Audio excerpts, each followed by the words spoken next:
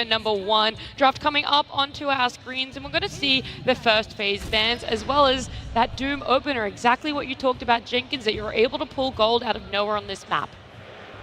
I think whenever you have two teams that are so close in skill and so close in playstyle currently, that this does make a lot of sense.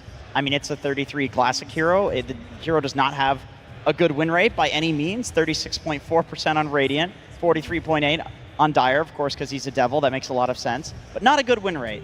I would imagine Liquid's win rate with it is quite a bit higher because this is another one of those specialty heroes that no matter what the patch is, 33 will play Doom.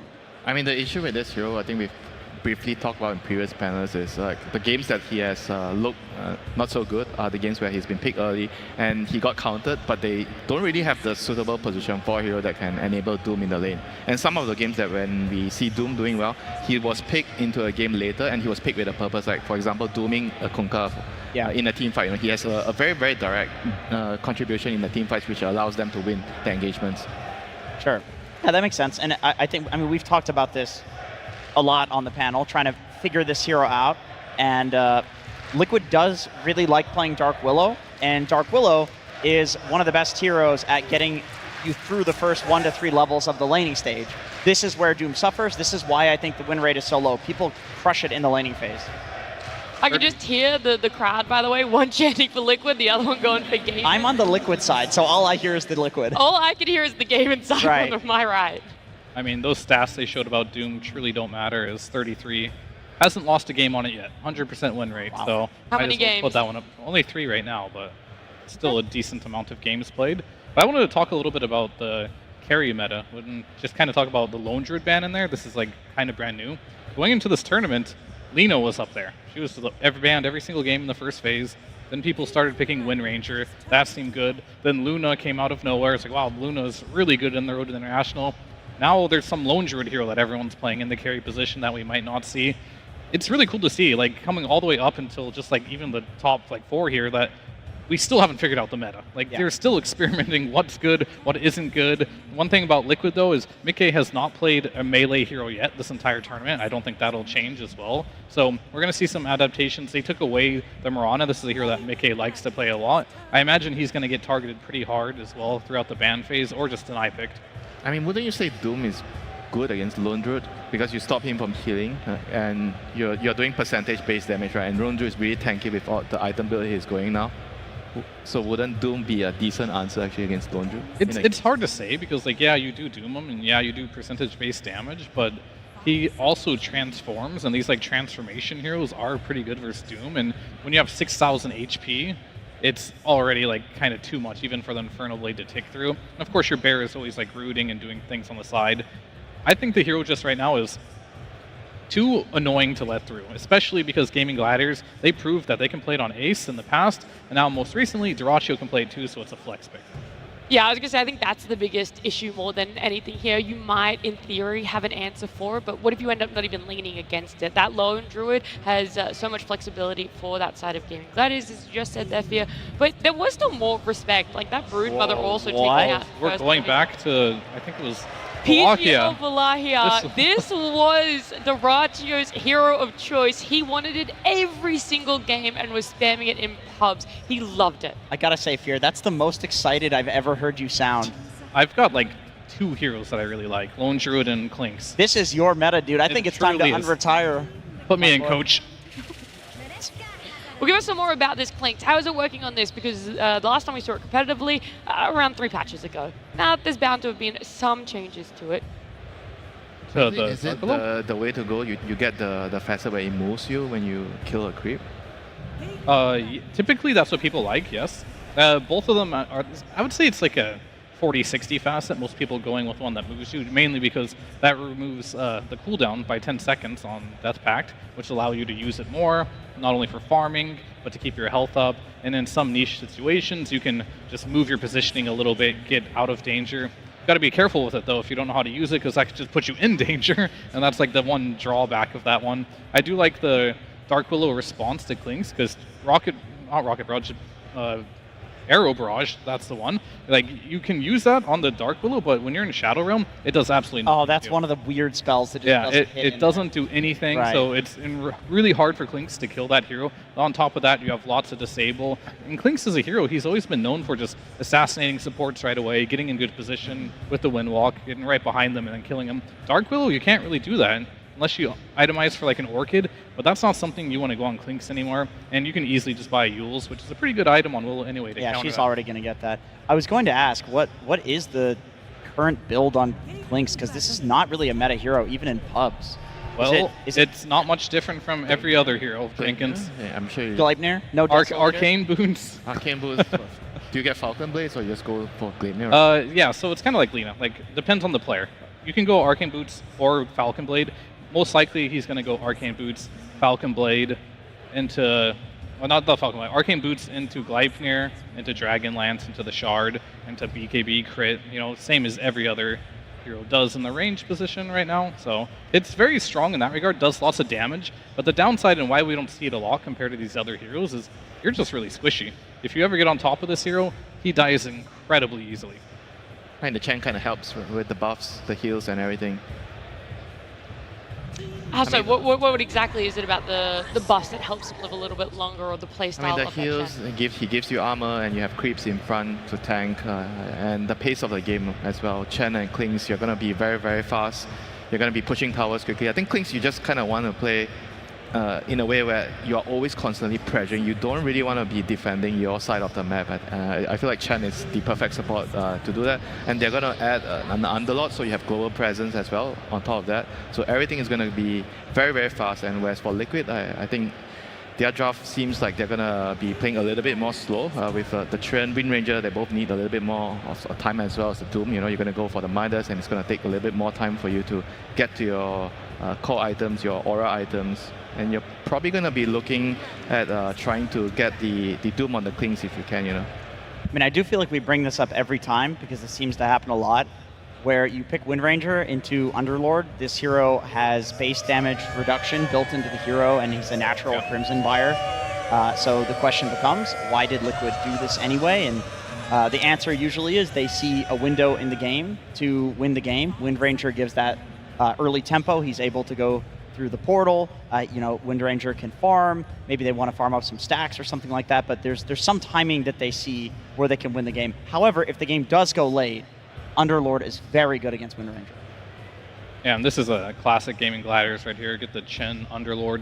They're going to buy all your auras for you. We even saw yesterday Tofu. He's like, I've got an Underlord Chen. I can just go BKB Daedalus on my Mirana and start scaling into the game, which is a pretty good approach there. And I think for Liquid, they definitely just like this Wind Ranger for the tempo. It is a hero that can slow down the Underlord in the laning stage, which I think is very important. When you go against Gaimin Gladiators, if you allow them to have good laning stage, they'll take that laning stage, they'll transition that into an early push, into an unstoppable ball, which gets an Aegis, goes to all your towers, and then you feel like you can't fight. The game might just feel over. So yeah. I do like the fact that they're going to slow that down a little bit. Tree is kind of doing similar things that Chen will do. He's also providing some auras in his own way, a little bit of team fight. But I will say, Gaimin feel like they got everything they want so far in their draft. Yeah, for Liquid, they're going to be really counting on this Wind Ranger movements. I mean, we briefly talked about the 5v5 at the Wisdom Room, but I think Wind Ranger is probably the best carry right now at coming to fights. Like, if there's a fight in the Wisdom Room, if there's a fight in the mid tower, the power runes, you TP the Wind Ranger in, you have a power shot, because it's probably the best nuke, right, in the early game, non-ulti nuke.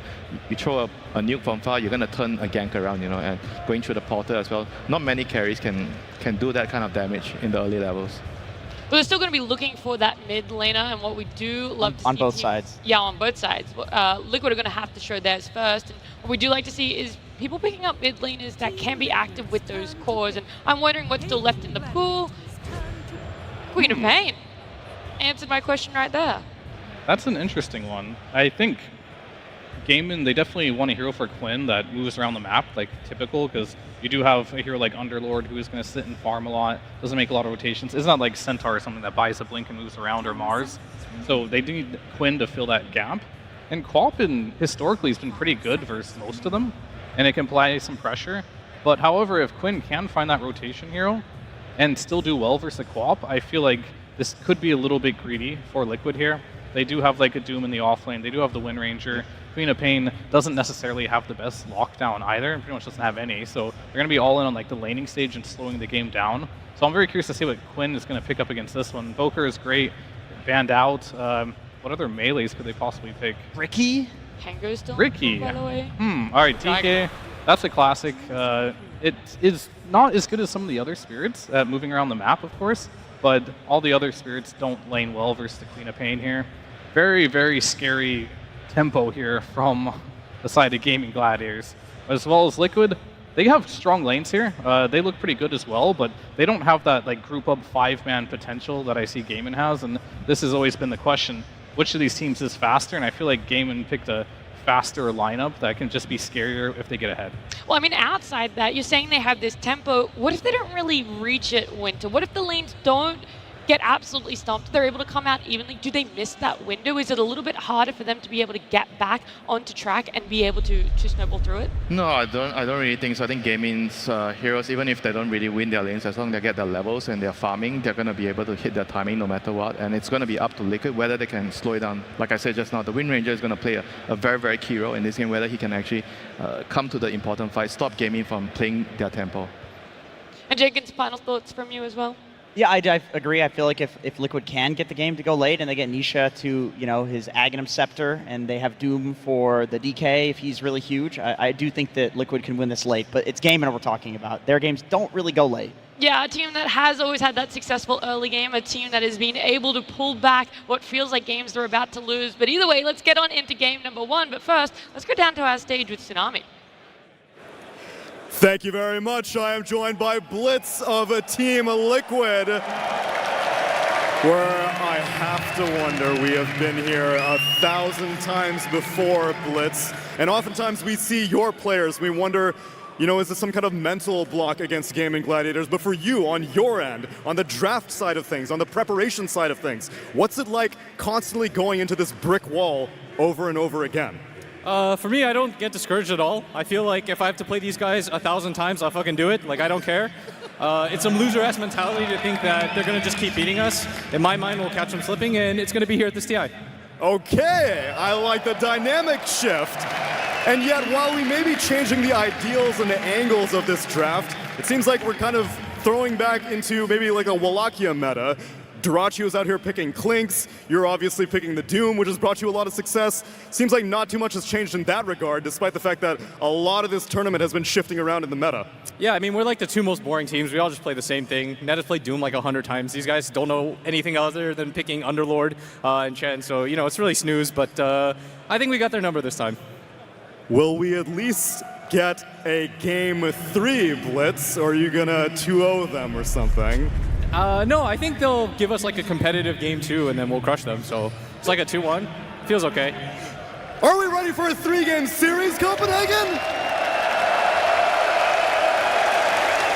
Then let's make it happen. Over to our casters. Welcome to the upper bracket finals. We have Suns fan here. You can call me Suns Phlegm for this cast, as we are joined by the Great Dane himself, Cinderin. Hello. Hello. Wow, what a lead-in. What a lead-in to this series. Always love the pre-game interviews coming out from Blitz. There's always some spice there.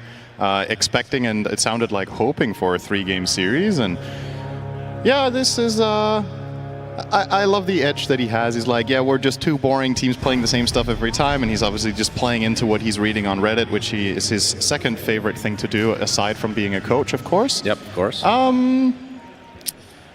I think this is the type of game that the talk of the town after this game is going to be Clinks, right? It's the first pick of the entire tournament on this hero. Gaimin Gladiators pick it as their second overall hero. Yeah, why so early? That is my question that remains to be answered. I think part of it here is this must be a lane counter, that they consider this hero exceptionally good against Doom, that this was what they prepped. And of course, a little bit of an X factor that I have started looking for a lot when teams are picking Mirana is how can you get multiple cores that really benefit from Solar Flare. Clinks gets a ton of attack speed and damage from that Mirana, so does the Dragon Knight. So, you know the way Gaimin Gladiators usually like to peak around minute 20, it feels like Clinks is the type of hero that could do a ton with that Mirana. Yeah, absolutely. And in terms of the Clinks, we did see this in a few patches not too long ago. Cinder, I'm going to talk with a little deeper voice. I've seen it gone through the second puberty of my life for whatever reason here, probably because of your presence. As actually Boxy is going to get gone on here. Celery, not able to finish the job though.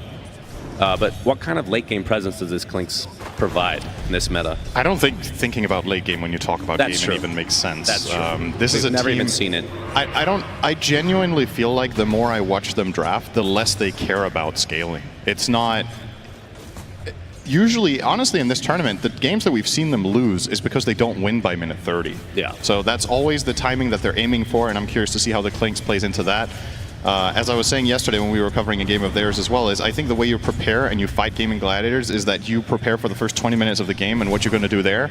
And if you survive those 20 minutes and you know what, then you can think about what you want to do next. And I think this time around for the side of Liquid, you've got some really solid lanes and strong team fight.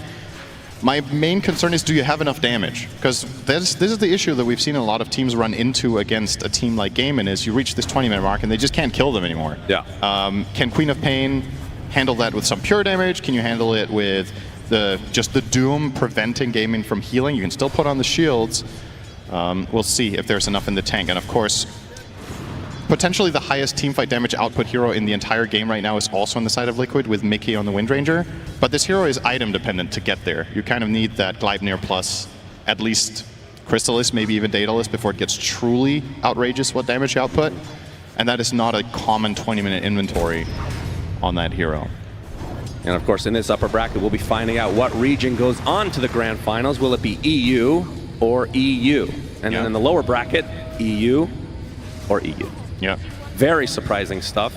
I mean, these two teams are no strangers to each other, Cinder. We have seen, I don't even know how many games, actually, but it usually is Gaimin that come on top. Yeah, Liquid have had their number a little bit more this year than previous year, which I think is probably a little bit inspiring for them. So we have a tiny little pause here. Gives us time to think about this Treant versus Mirana situation, which they're fighting for each other over this Lotus pool. Tofu has the stun on to the Treant, so Tofu will definitely get this Lotus and then probably just sleep away. Buy that at the Dota 2 store right now.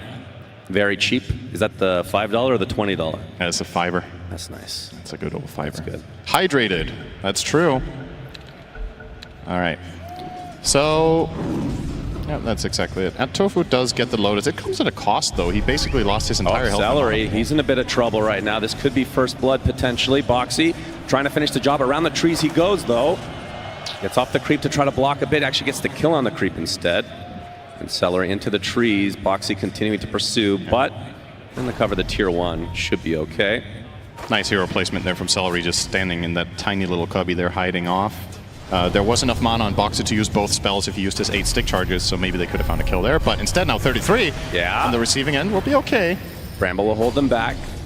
Everybody playing with such little HP in this lane right now. If this is the first time you watch Clinks this patch, by the way, don't be fooled. It does look like when he shoots tar bombs that he has this like huge cone. He does not. This is it's only hitting the target. 33 will be first blooded here, by the way. And that's going to go to Dyrachyo of all heroes. Was not accounting for the effectively blink with Death Pact there, getting on top of the Doom. So we were talking about this potential pick as a lane counter to Doom. So far, so good for Dyrachyo. Yeah, for sure.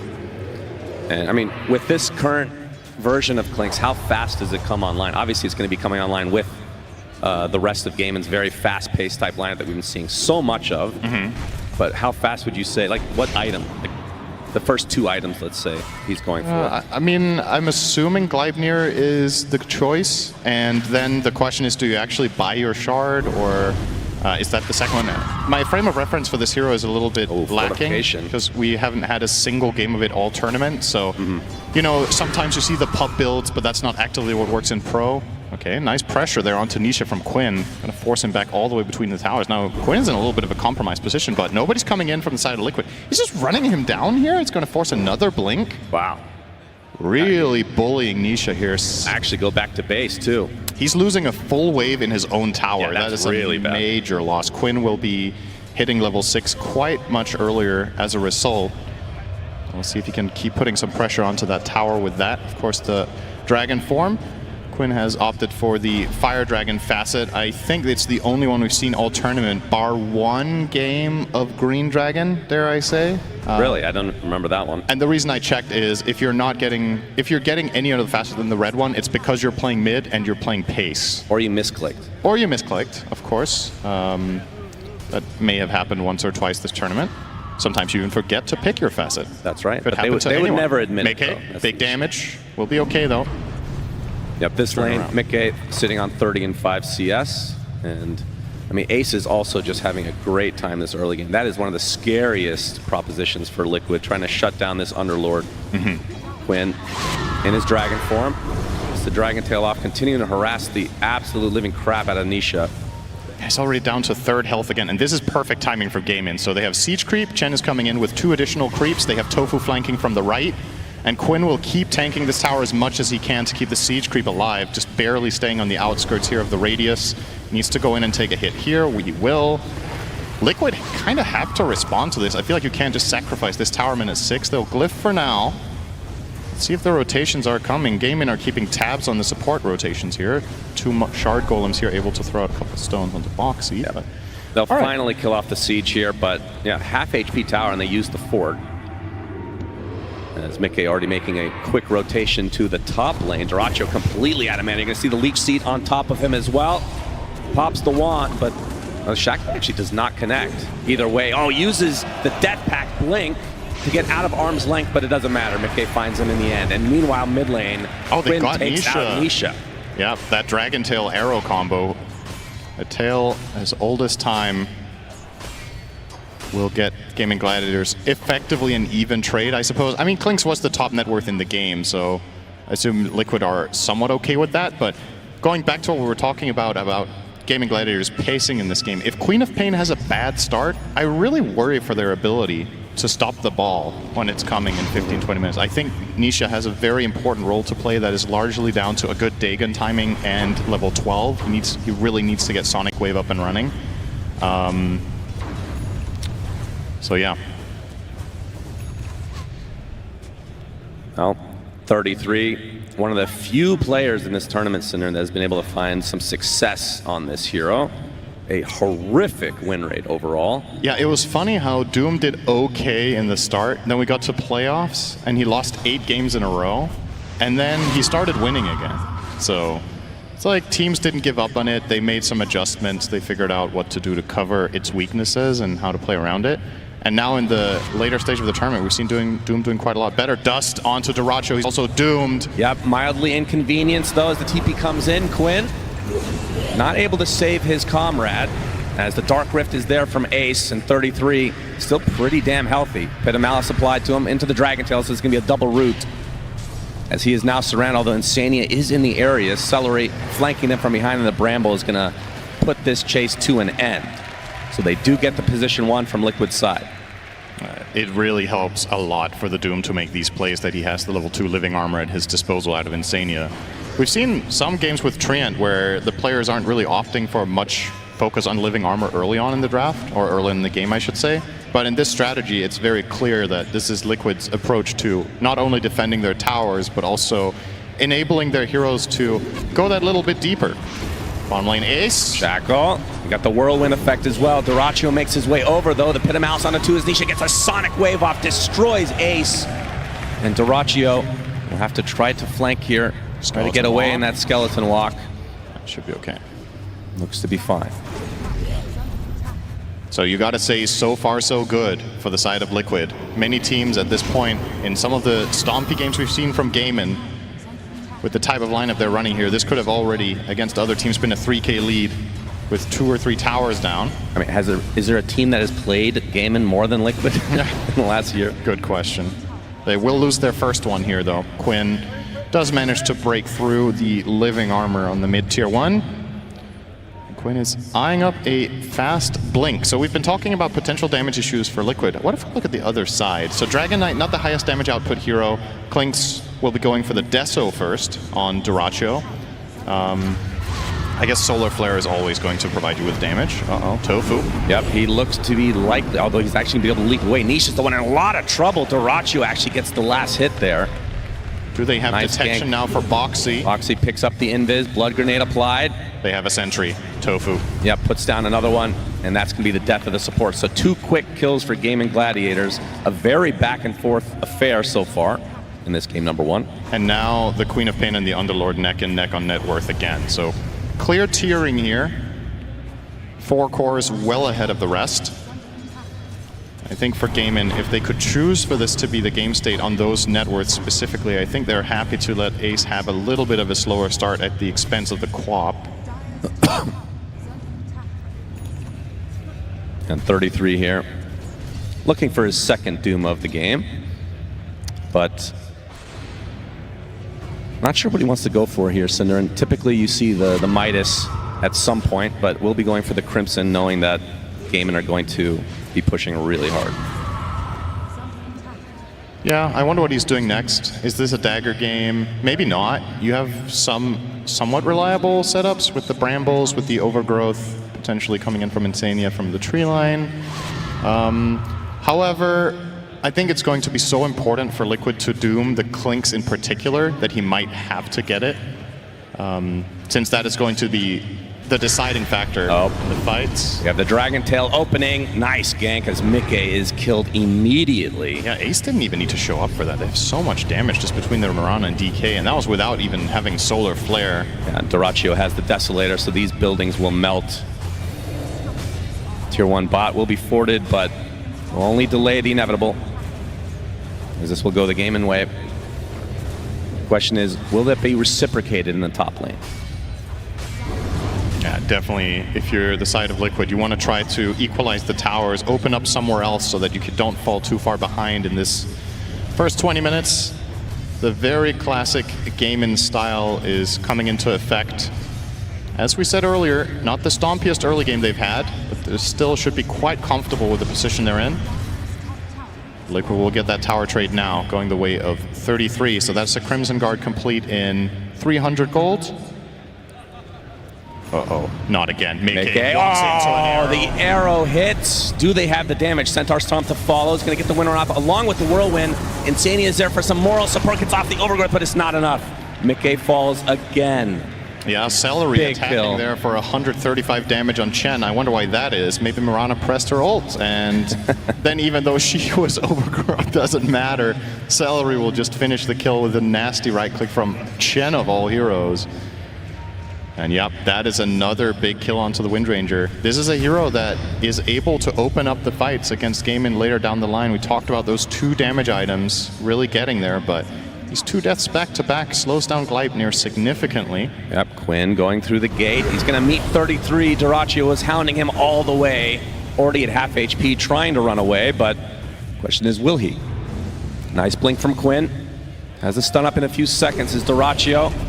Okay, the Crimson Guard's going to buy him a little bit of time. It's going to be close, though. A couple more right clicks will suffice. Still has a lot of move speed. Another Phase Boots activation as meanwhile Ace and Tofu die in the bot lane. And 33 finding a lot of distance here, attempting the TP. Looks like he's out of there. Wow, really tanky. That is such a crucial escape. Not only does he not die, but the amount of time that Gaimin just waste on 2 of their cores creates tons of space down bottom to win that fight for Liquid, with Nisha and Mickey getting a kill each. And that will bring Mickey back in a comfortable position now in second on that net worth. And Liquid Double gets wisdom. Both wisdoms at the 14 minute. We've seen this time and time again, either the 7 or the 14, having huge impact. So Liquid definitely not falling behind like we've seen so many times against this Gaimin Gladiators lineup. Okay, let's do a thought experiment. Okay. Somehow this game goes late. Who has the better lineup? I would say absolutely Radiant for me. Radiant? Yeah, I think so. I think the support... Oh, hang on, Insania. Yeah, let's do a dead. thought experiment. Where will he respawn in 30 seconds? It's a very philosophical question. Yeah, that is... Dragon Tail from Quinn. No follow-up, though. And the Dagon just to get some nice HP back for Nisha. He's level 11 now.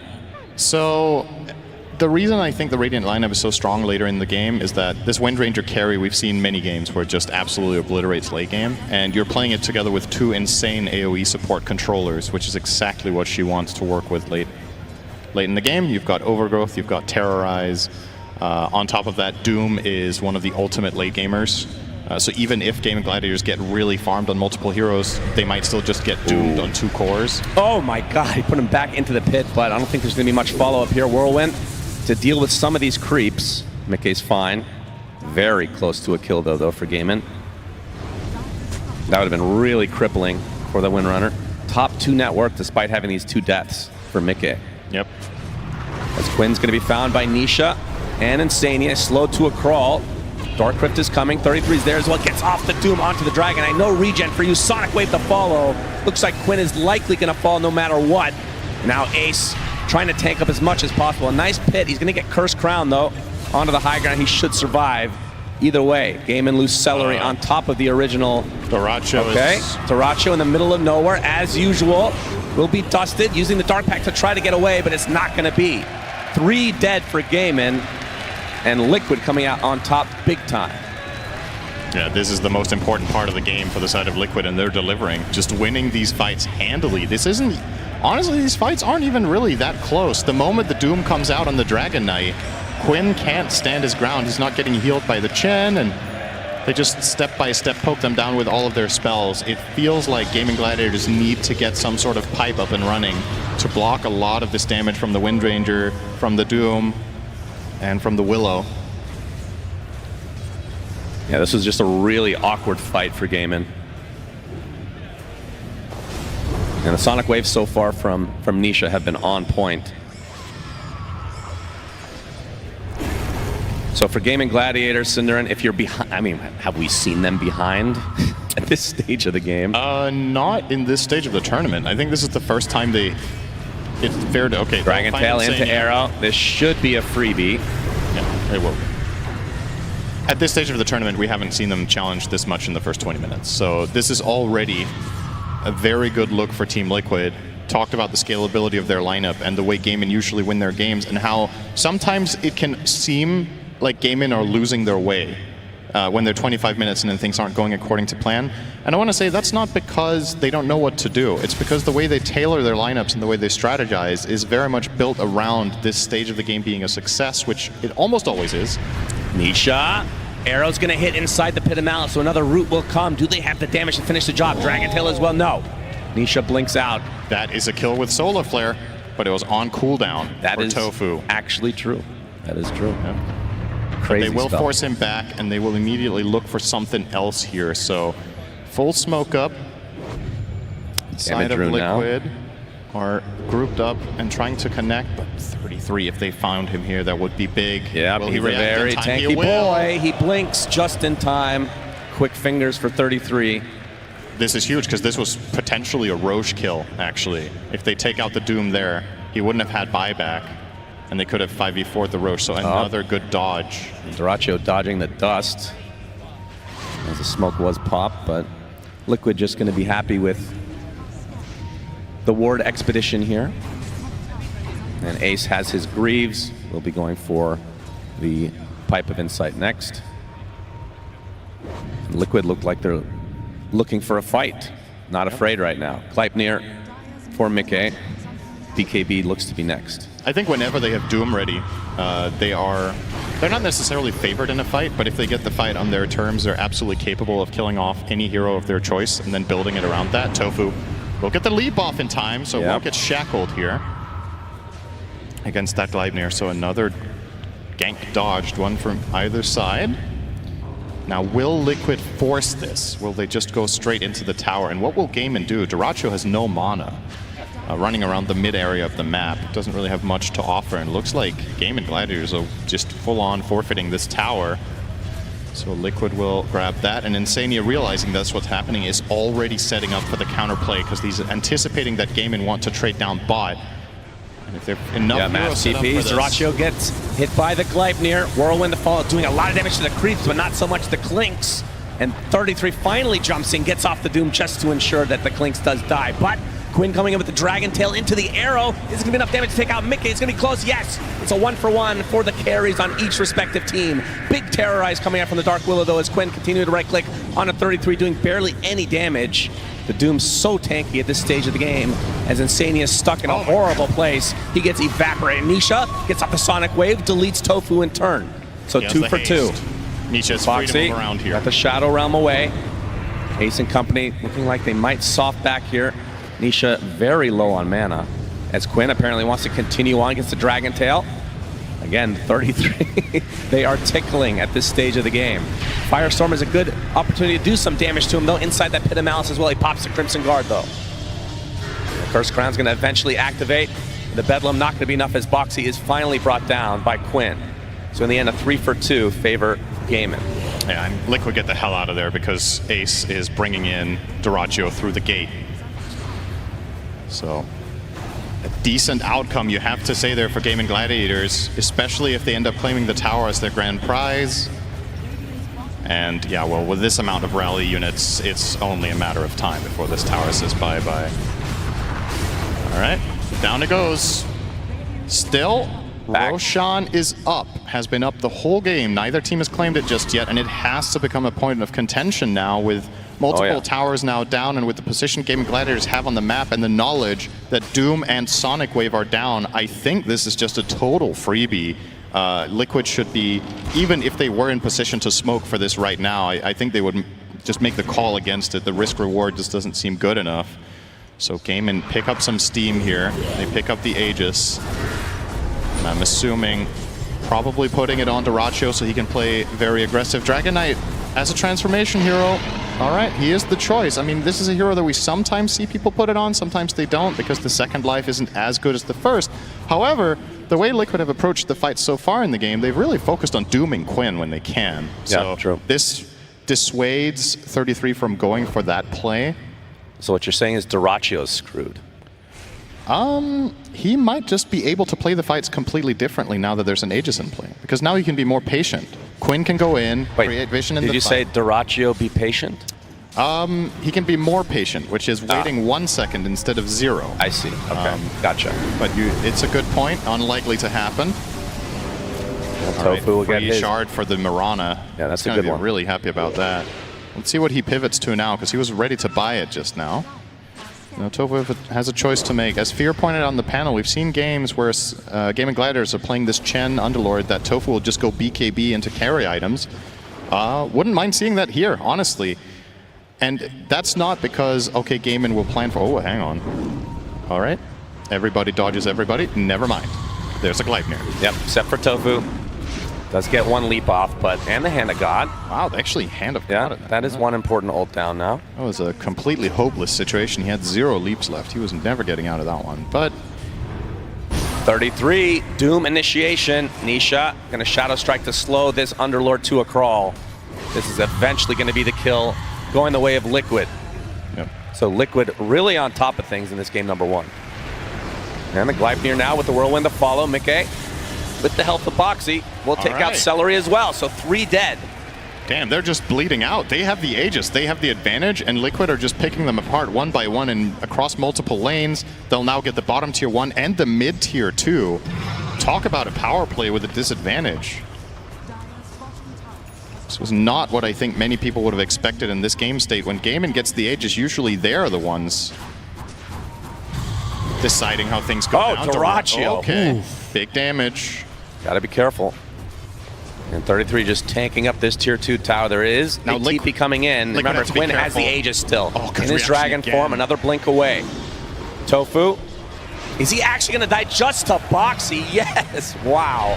That is unreal. He's gonna fake out the Terrorize, run away. The Pit of Malice already on cooldown. So many things going right for Liquid. I was gonna say, they gotta be a little bit careful with the TP reinforcements with Doom on cooldown and the numbers being able to be brought there from Gaimin, but they're just too fast. They're killing the heroes before Gaimin get to group up, which is what they've been so good at for so long, is getting that formation going and setting the terms of the fight.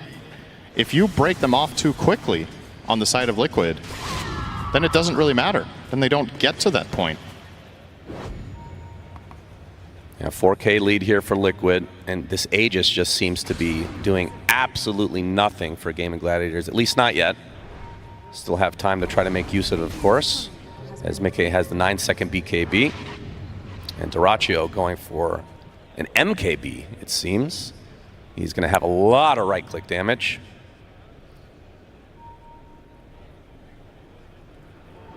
Let's see what Gaimin want to do now. Still a minute and a half on that Aegis. Do they have any smokes? They do. So they have a smoke available on... Okay, they have 2 smokes, actually. They're going to pop one now and try to find a moment of opportunity. I think the ideal fight for them is catching a core around the mid area and then turn that into a tier 2. High ground seems a little bit like a pipe dream right now, but I say that and it's Gaimin Gladiators, so probably not. But yeah, we are approaching the part of the game where they usually win. So Still very even though, according to Dota Plus. Dust not going to connect. And Gaimin trying to make use of this Aegis as they're grouping up. And Liquid, I would assume, will try to just delay until around the expiration date of said Aegis. Nisha getting pretty close to the Aghanim Scepter, just 800 away. yeah, so smoke move unsuccessful. They do place down a very nice aggressive ward in that bottom half of the map. They actually, as a matter of fact, have 2 down there. So if Liquid were to go down there and farm, get a good punish, they'll try 33. Dragon Tail, arrows coming for him as well. Do they have the damage to actually rip through him? The big Terrorize, though, to try to counteract this. Mickey with the BKB and the Whirlwind as well. The Doom applied to the Underlord, trying to run away. Mickey's the one getting deleted, though, has to be really careful. Will eventually back away, just barely living. As Nisha gets off a Sonic Wave onto 2, already deleted Ace to start this fight out. Overgoat's going to hold him in place for Nisha, try and reset. Dyrachyo kind of stuck in no man's land. Will use his ability to be able to blink away, but not far enough it seems. Trying to take out Mickey at the very edge of this fight. He finally gets taken out by Quinn, but it's going to cost Dyrachyo his life. It's a 2 for 2. That's 2 cores for Gaimin Gladiators down. Yeah, Gaimin will try to pursue though. Yep, Arrow. Quinn continuing on. The arrow is going to hit thanks to the Dragon Tail as well. Boxy coming in with the Bedlam, trying to take up as much damage as he can. Nisha getting off the Shivas. Is Celery attempting to run away. They're going to lose Boxy though on the Liquid side. Nisha very low on mana, but he's going to continue to pursue as Celery falls. They are using so many resources. These fights are so close. insanely close. Oh! No! The Aghanim Scepter puts the end to Tofu. Wait, was that Quinn actually killing him? Did I see that right? Did that one come from the Dragon Knight, or was it from Mirana herself? I'll have to see it again. I think Quinn actually killed him. He did not realize that the Shadow Strike on himself was expiring with that Axe. Ultimate toxicity from Quinn. Yeah. He wants a better Solar Flare is what he's trying to say. You get an upgraded version. I'm not sure if that one was from the DK, but it did look like it. It can be a bit difficult to tell sometimes, but nice little extra kill for Nisha. We'll watch it again here. I mean, what an insanely long fight this was. Yeah, a really good Terrorize as well from Boxy. Basically resetting things completely.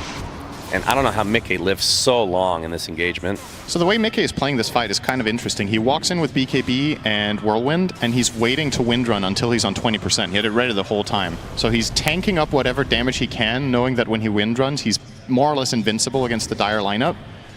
So he's kind of baiting them to spend as many resources as possible that amount to nothing. This is going to become dangerous when Klinks gets some True Strike, though. And we're not far off that MKB, which could completely change the course of this game when Dyrachyo gets it.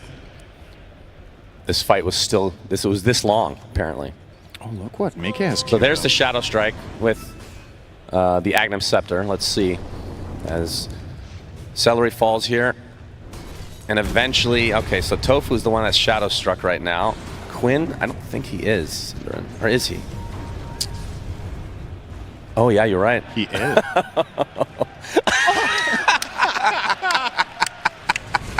Oh, that's the stuff. Uh-oh, Dyrachyo, ooh, nice. Pit of Malice from Ace to disengage here, although he's stuck in place thanks to the Gale Force.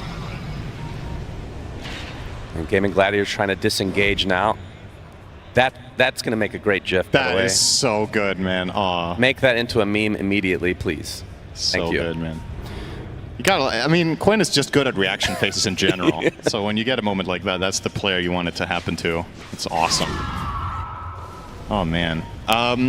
What do you make of Windranger? I think Is this the first time we see Revenant's Brooch queued up on this hero? I feel like this is not a build that has been common at all here. That's cool.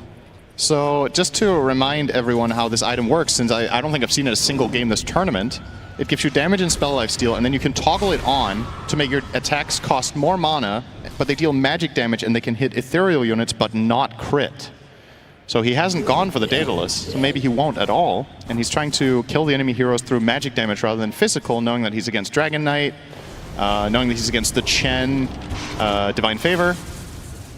Interesting option here. I feel like this item is very hit or miss. Yeah, it sounds like we have a listen in right here. Let's take a listen. Not too bad, guys. This game better than this game. This fight's so good.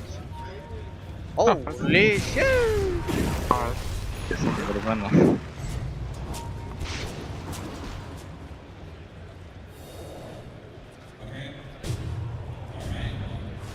There we go. I have no idea what he just said, but that would probably he make said, a good voice line. which is always worth a listen in, of course.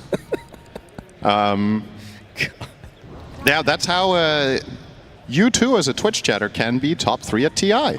Oh yeah. This is how comms are during high-stakes games playing for 7 digits. You know, it's interesting, isn't it? They're just humans like the rest of us, except in Dota they're kind of godlike. But you know.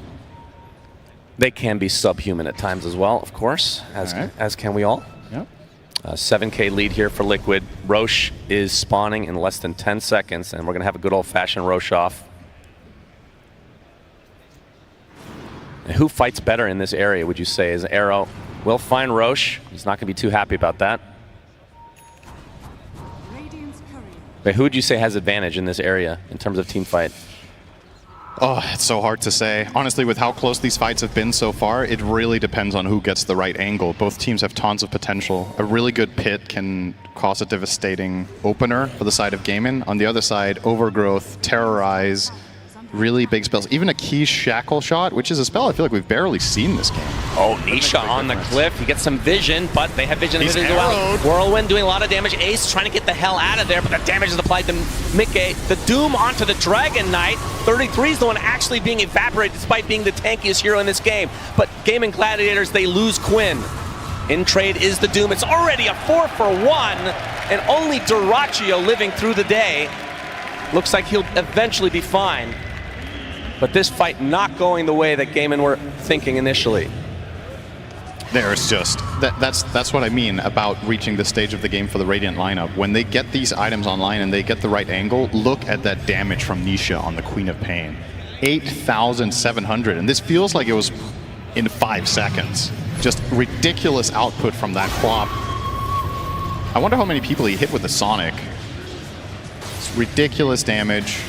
And of course, the Shiva's Guard also playing a part in these fights. It's preventing Gaimin from getting that regeneration and the healing in. And this will now result in an Aegis pickup for the side of Liquid, now in a very comfortable position. And now the big question is, what do Gaimin do? Because plan A has now officially failed. How does Klinks become a late game monster?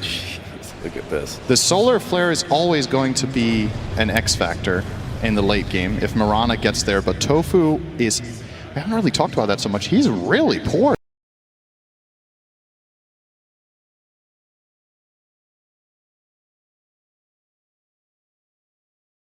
Might come back to bite him that he's been this selfless. When you get to this game state, you wish that you had that additional damage dealer when Dragon Knight is seemingly getting doomed literally every fight. And Quinn doesn't seem to want to itemize against the Doom either. We're not seeing any Lincolns pick up. We're not seeing the team trying to cover for him much in any way. I suppose his Pike is somewhat of a pseudo solution some of the time, but not quite cutting it. Well, we're not too far away from the Revenant's Brooch, which, like you said, might be the first purchase the entire tournament. I feel like this item has not been a thing for quite a while, since they changed the fact that you can't crit with it, right? That was the old Rebuke strat or PA strat. Yeah. It was a lot of fun for a couple weeks that it was relevant. Yeah, for the people that used it, everybody else hated it. That's Dota in a nutshell, though. Tormentor will go the way of Celery. So he now gets the Holy Persuasion upgrade. So now can take an Ancient Creep based on level of Hand of God, so he can take 2 Ancients. I think you definitely want to get an Ancient Granite Golem here. It really feels like a matter of getting enough health on your team. Yeah. The armor from the Black Dragon, maybe not as important, given that the Mickey is completing the brooch. Wonder if they think he is, though. They've only seen the Sacred Relic, so they might not even think he's going this path. Yeah, true. Could just as well have been a Nullifier buildup, or Radiance if this was 10,000 MMR lower than it is, or maybe 12,000 lower. Yeah, got to get used to that. Now high MMR is actually 15k from what I've been told. Wow. So just keeps going. So there it is. Revenant's Brooch. We'll see how effective it is. Needs to remember to toggle it. This is one of those things where, you know, you haven't really used this item very much, probably, as a player in the last bit of time. Gotta keep that. It's like an extra mental note you need to keep in check, and these fights are very fast and very chaotic. Nisha pushing out the wave. He has Aegis, so risk reward here. Okay. Oh, they're actually going to try to jump Quinn, but he finds the distance. Although 33 going in really deep against the Doom and the Sonic Wave onto this Dragon Knight. Quinn is dead. Does not have the buyback whatsoever, as Mickey taking a decent brunt to the damage, but Ace, he's taken out in his own base as Mickey! well. Oh, the Mickey last tower eventually shot! falls. 80 seconds of no winner. That's actually so big. If he doesn't die there, they could probably continue this push. I don't know if they can now. Yeah. Maybe they still can. I mean, Nisha has 2 lives, and he is the strongest hero in the game, arguably. Yeah, a minute and a half on this Aegis. But no DK, no Underlord. Pretty huge for your defense here if you're Gaimin. As Nisha's going to jump in. Look at the damage onto the Chen, but the arrow is going to connect. Again, there's 2 lives on this Quap. Terrorize comes out as Nisha wants to finish the job. Godlike for him. Deletes Celery. The buildings, though, not going down quite as fast, Cinderin. Yeah, their lineup is not good at pushing, just flat out. Even if Mickey, I mean, if Mickey's alive, they're obviously much better, but doesn't have focus fire, of course. So they get the tier 3 and will reposition. Another minute on this Aegis. This might be all they get, but it's, I say that. It's still big. It's a lot. They got a lot out of that.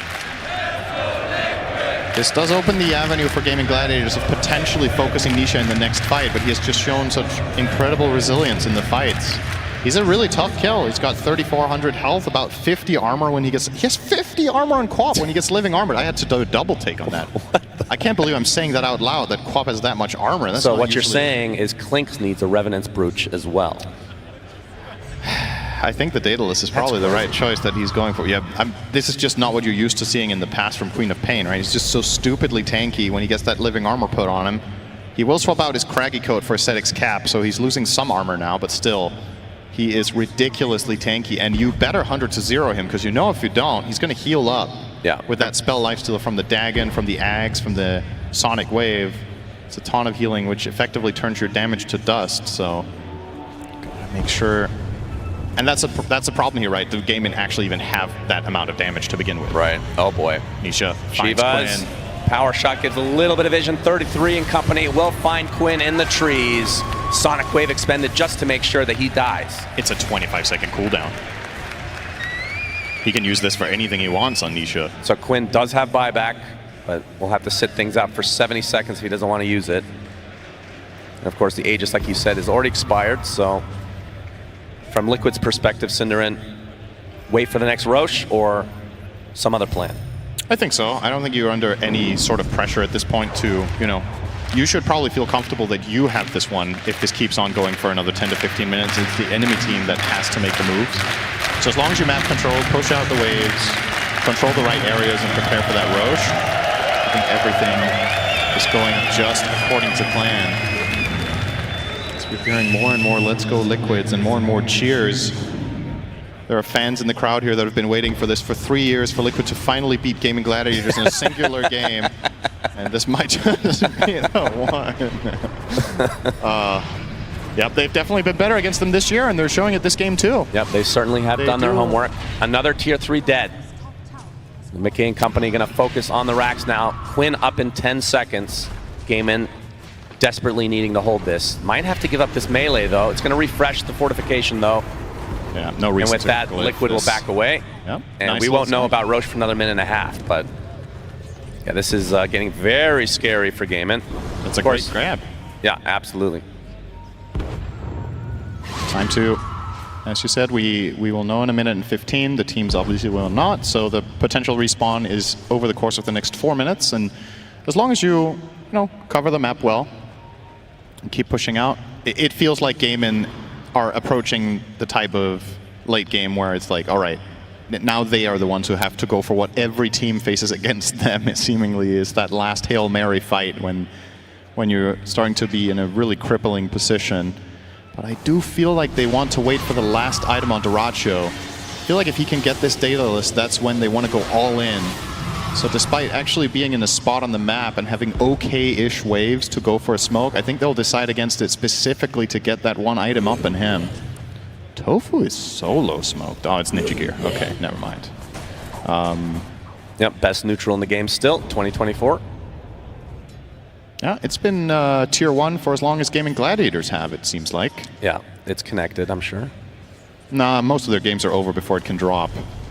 That's true, actually, yeah. Not this one. Trickster Cloak picked up by Celery, so a little more defensive line for him. The Ancient Guardian on Dyrachyo could become important because... Oh, hang on, he gets dusted. Can they reach? 33 trying to go for him. Oh, the BKB comes out from Dyrachyo. Pitamalis to prevent any further pursuit. Well, although Nisha wants to continue, Sonic Wave applied to only 2.